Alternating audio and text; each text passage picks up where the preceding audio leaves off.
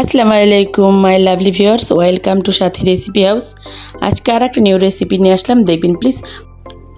প্রথমে একটা Blender jar নিলাম, তারপরে কিছু জয়ত্রী নিলাম আর কিছু কাঠবাদাম নিলাম, তারপরে ব্লেন্ড করে নেব।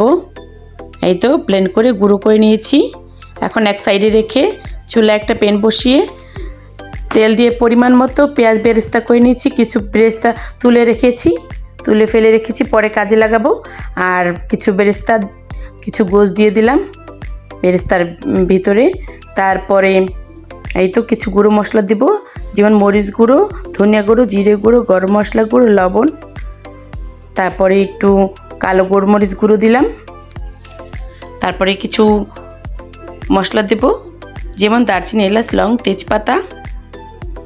তারপরে সবগুলো একসাথে, আর কিছু পেঁয়াজ কুচি দিলাম। তারপর সবগুলো একসাথে ভালো করে কষিয়ে নেব।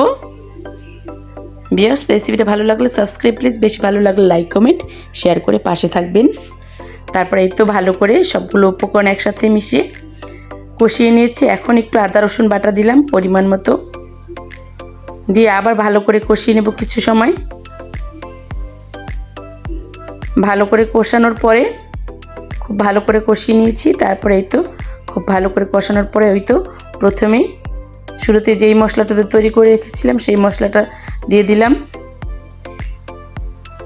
তারপরে কিছু পরিমাণে টক দই দিলাম,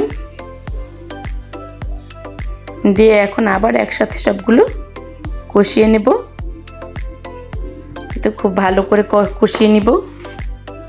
ভিউয়ার্স, এই ঈদে এই রেসিপিটা তৈরি করে খাবেন, পোলাওর সাথে খুবই ভালো লাগবে।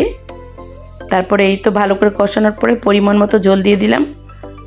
পরিমাণ মতো ঝোল দিয়ে ঢাকনা দিয়ে একদম সিদ্ধ হওয়ার আগ পর্যন্ত রান্না করে নেব। এই তো ভিউয়ার্স, তারপরে ভিউয়ার্স একটু কিছু মনে করেন 1.5 চা চামচ গুঁড়ো দুধ, 1 চামচ চিনি, আর 4টা আলু বোখারা, আর কিছু কিশমিশ দিলাম, আর কিছু ফালি করা কাঁচামরিচ দিলাম, আর একটু কেওড়া জল দিয়ে দিলাম পরিমাণ মতো। কেওড়া জল দিতেই হবে। তারপরে কিছু বেরেস্তা দিলাম, দিয়ে এই তো আমার রান্নাটা কমপ্লিট। এখন এই তো ভালো করে একদম ভুনা ভুনা করে তুলে ফেলবো। আসসালামু আলাইকুম ভিউয়ার্স, আল্লাহ হাফেজ, ভালো থাকবেন। এই ঈদে এই রেসিপিটা ট্রাই করবেন।